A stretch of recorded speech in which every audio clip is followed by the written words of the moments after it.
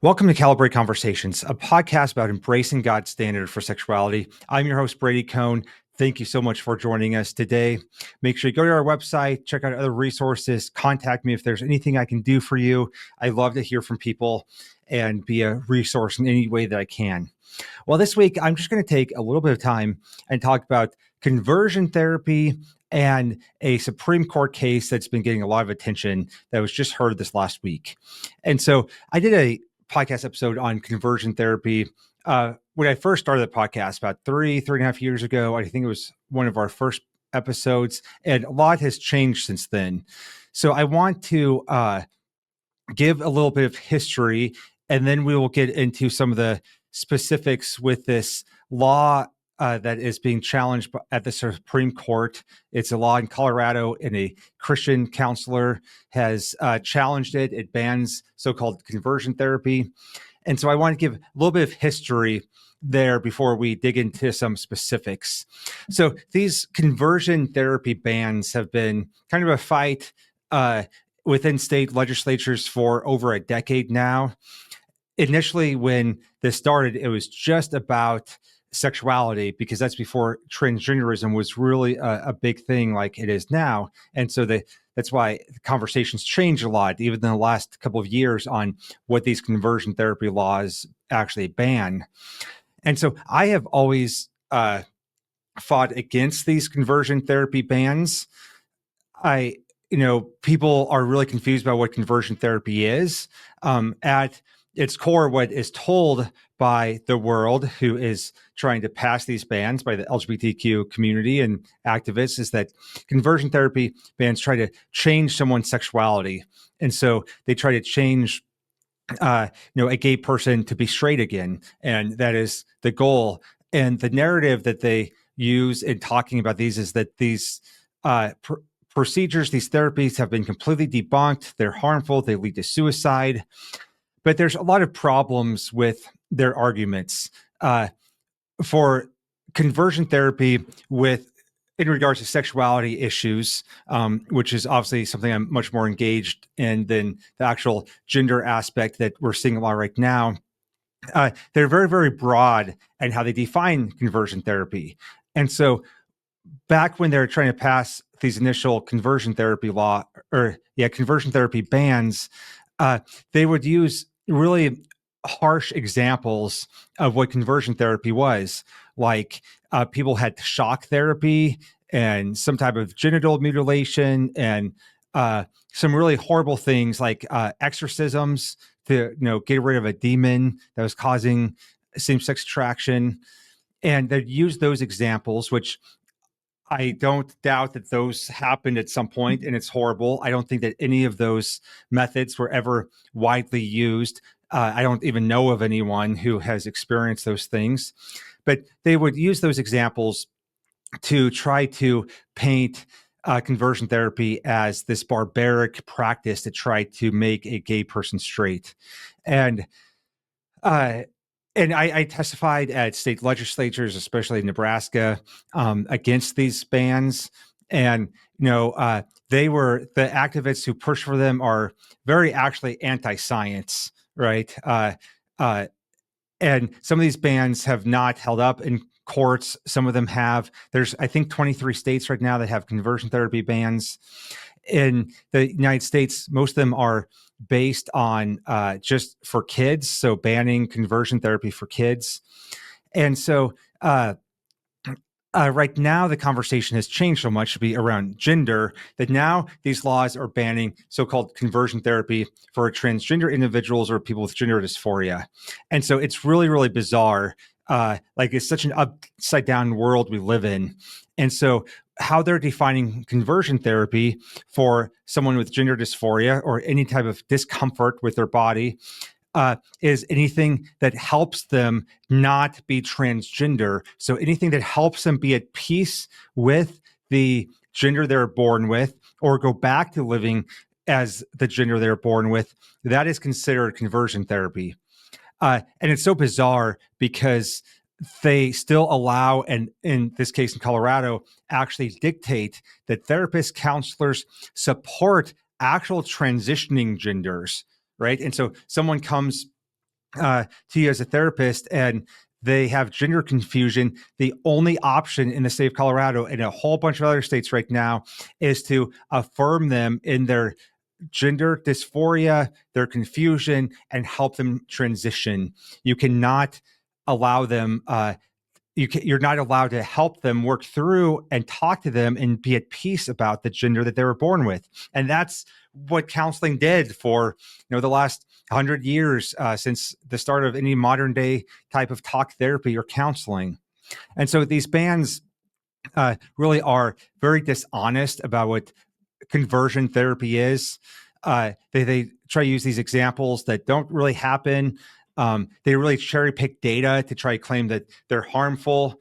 And I have no doubt that there's some people who have had bad results.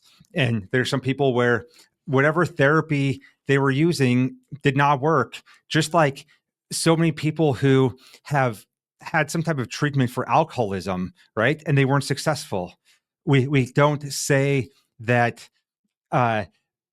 just embrace your alcoholism because the treatment just made you frustrated and depressed, right? It's like, no, you keep fighting and you find different treatments that work.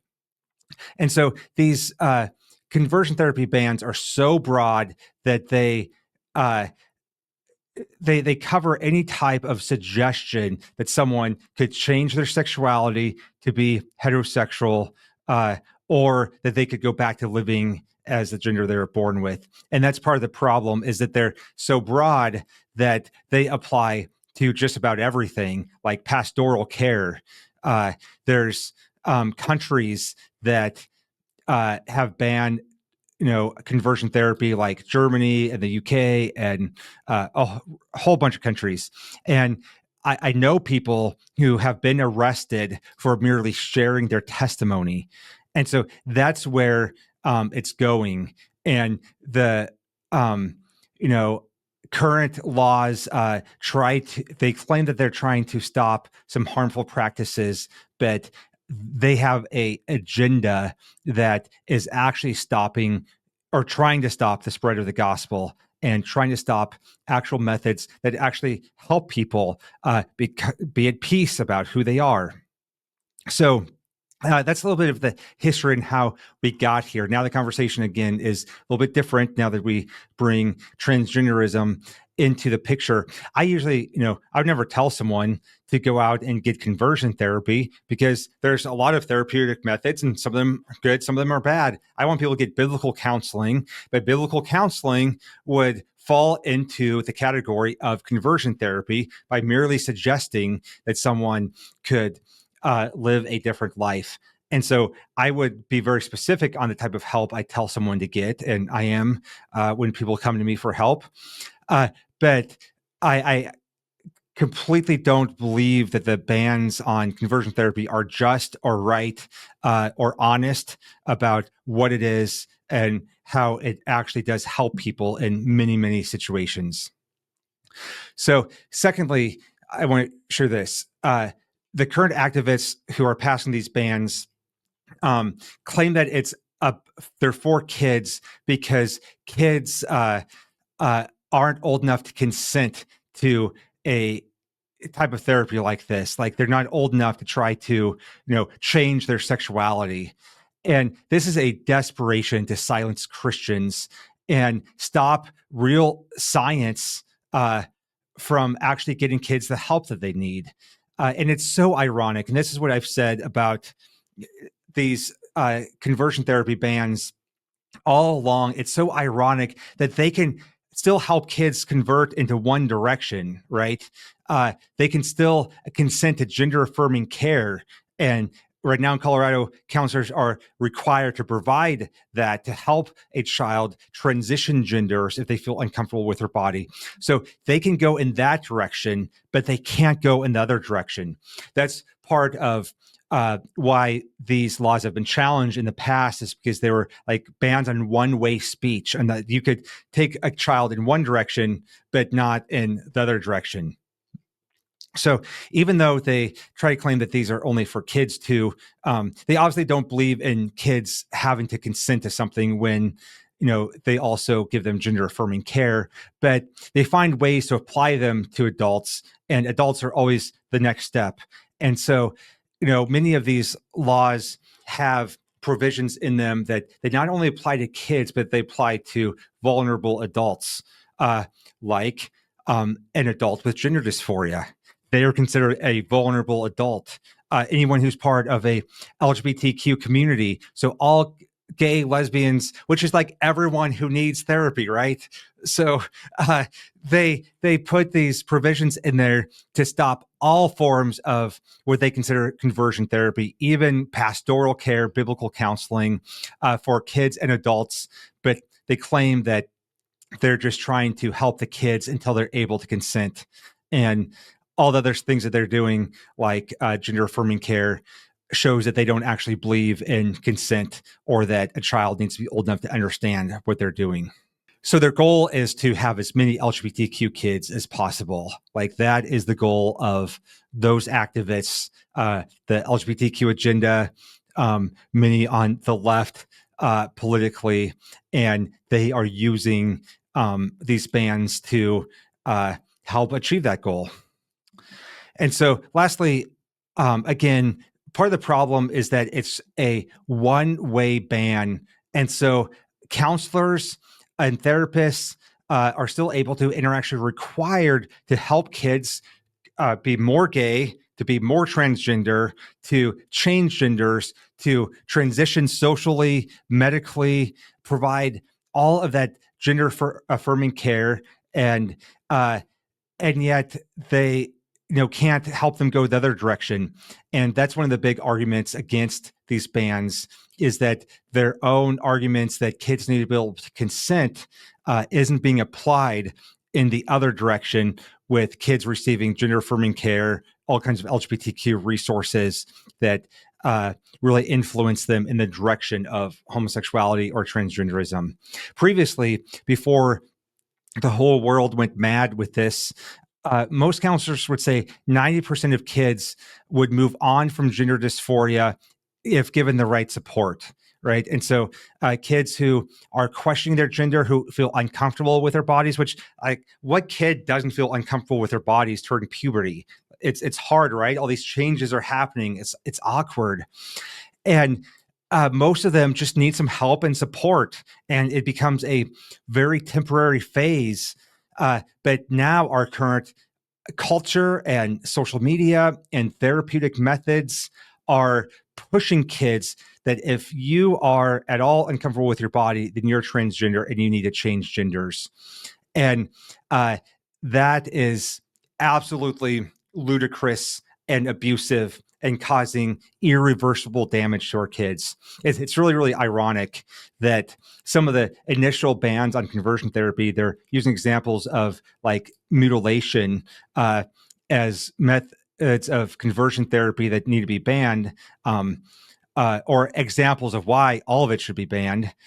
And yet they're the ones right now who are literally cutting off kids' genitals. Like that's what they are doing with gender affirming care. And then with, puberty blockers and cross-sex hormones, it's rendering kids infertile. And so they are doing damage to kids' genitals, sometimes literally having surgery to take them off.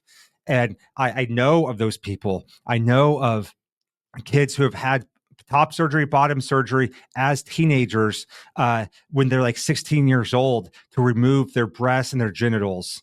And that is literally mutilation. And that is still allowed and supported. And yet helping a child come to peace with the body that God gave them is not allowed. And so that's one of the main arguments against these bans, is that they're just one way and they prohibit one type of help but can't go in the other direction, which is what we've always done, is help kids accept the body that God gave them. And most of the time that works, and they move past these struggles and move on to be healthy, normal adults. So how did it go at the Supreme Court this week? Well, I think as I watched some of the actual hearing, it was about 90 minutes long. I think that the conservative justices, thankfully, seemed very skeptical of the law in Colorado. And one of the things they seem skeptical of is it being a medical consensus that gender affirming, that gender affirming care is necessary and conversion therapy is harmful. And I wasn't surprised by that because some of those justices, like Justice Alito, uh, really latched onto that this summer with some other rulings in which they upheld Kentucky's ban on gender affirming care. What was being argued there by people trying to undo that ban was that the medical community has a consensus that gender affirming care is correct.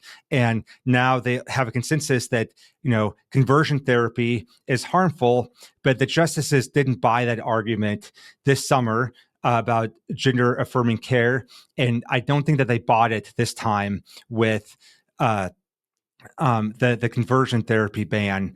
And so, I think it was Justice Alito brought up some really horrible things that we've done in the past, like lobotomies, that at the time had a consensus, and yet were extremely horrible and cruel things to do to people. And so they really show that they don't trust the medical community, which is a good thing, obviously, and the counseling psychological community. They brought up in the arguments that the major medical associations, like the American Pediatric Association or whatever it is, all those associations all believe that conversion therapy is wrong and gender affirming care is right. Those associations are driven by ideology, not by science. And there are a massive amount of medical providers who are living in silence and fear. They want to speak up about the harmful effects of gender affirming care. I really hope that they start speaking up more and have the courage and the boldness to fight back. They're the ones who are in the best place to do that, being in the medical community. But they know that there are consequences of them doing so, and they might lose their job. And I think that's a small price to pay for protecting kids. But thankfully, I think that the Supreme Court is going to make the right decision on this, like they made the right decision on, the ban on gender affirming care in Kentucky. And so I think that they're going to make the right decision. I think there's at least 5 of them that see the truth, that this is ideology, not science. The main argument by Kaylee Childs here is the freedom of speech, that not allowing her to have these conversations with people who are seeking her help is a violation of her free speech rights. And, I think a lot of people would agree with that, assuming that she wins that argument and the Supreme Court sides with her. I think that it is a two-way street that has a downside. And the downside is that therapists who want to transition kids can say the same thing, that it's their First Amendment right to have conversations with kids that help them achieve the kids' goals. And so that is the downside, is that freedom of speech applies both directions. It's still better than the status quo in places like Colorado, where there's freedom of speech in one direction, but not both. But it is unfortunate that with this argument, it will apply both directions, and people can still do counseling that helps transition kids as genders. Now, some of the gender affirming care bans that have been passed, they do not cover this type of counseling and banning it. It covers conduct and not speech. And so conduct are the actual medical aspects of surgeries, puberty blockers, cross-sex hormones. Those have been banned in many states, but the freedom of speech, First Amendment, as it is being argued in this case, is not about conduct. It is about speech and language. And if it's held up by the First Amendment in this case, then it does apply both ways. And I think there'll still be a lot of counseling that helps kids transition genders, even though we are thankful that some states are banning the medical procedures and the hormones and such that are helping kids transition, because that is absolutely abusive. And we see people all the time detransitioning because they realize that they were lied to and their transitions aren't working. Here, I did bring in a little clip of one of the lawyers who was at the Supreme Court last week talking about it. He works for Alliance Defending Freedom. It's a great organization. I really love the work that they do. I've worked with him in the past in preparing to testify at different places, and I really love the work that they do. So here's one of the lawyers who actually fought and made some oral arguments in front of the Supreme Court this week. We were able to make arguments before the court challenging Colorado's counseling censorship law. This law is blatantly viewpoint discriminatory. It allows counselors to help a child pursue the path of gender transition, but if a child instead wants to consider getting comfortable with their body and realigning their identity with their sex, this law says they can't talk to a licensed counselor in the state of Colorado.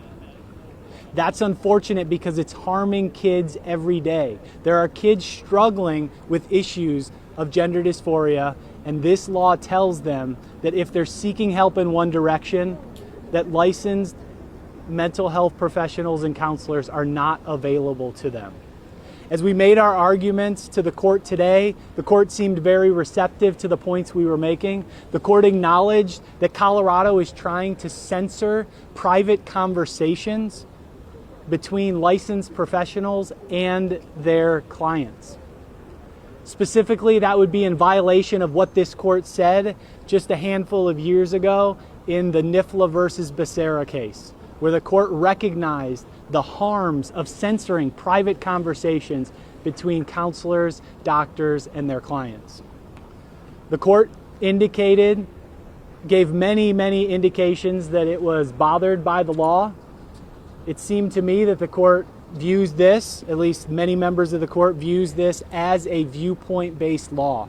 And under the First Amendment, Colorado is not allowed to censor viewpoints based on which side of the aisle they fall on.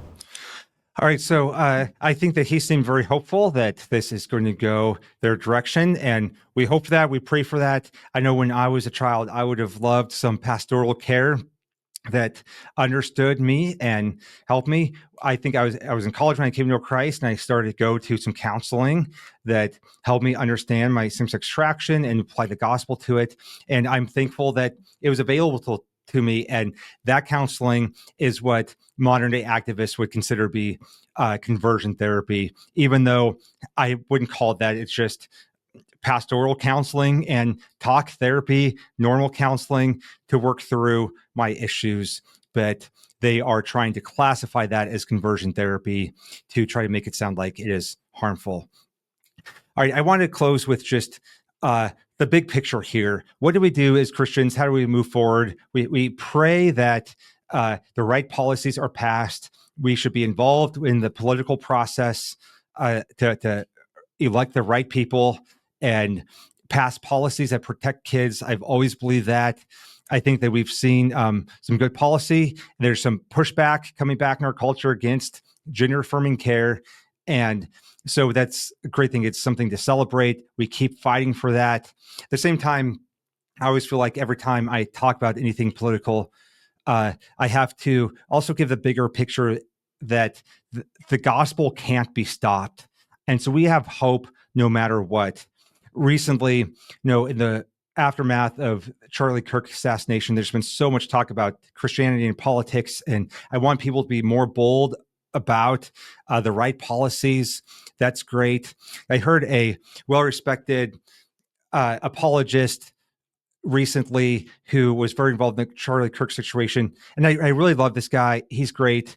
But I saw on one of his videos, he said that we need to be deeply involved in politics as Christians because, they are trying to stop us from sharing our faith.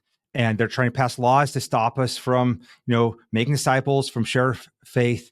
And I don't support that statement because no law can stop me from sharing my faith, and no law can stop you from sharing your faith. And so the gospel can't be stopped.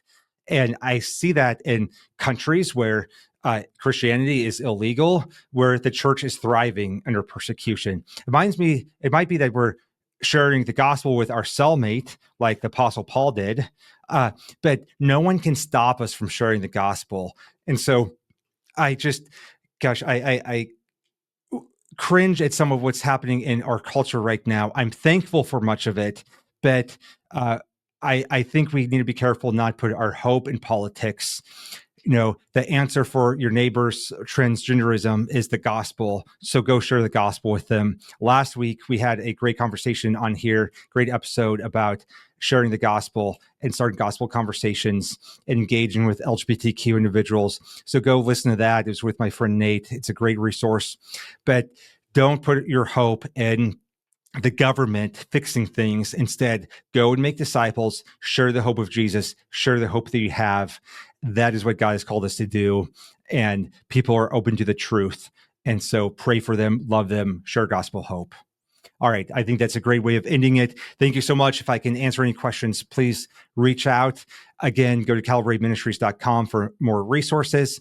Thank you for listening. We are, funded by donors. And so if you're able to support Calibrate Ministries, we really, really appreciate that.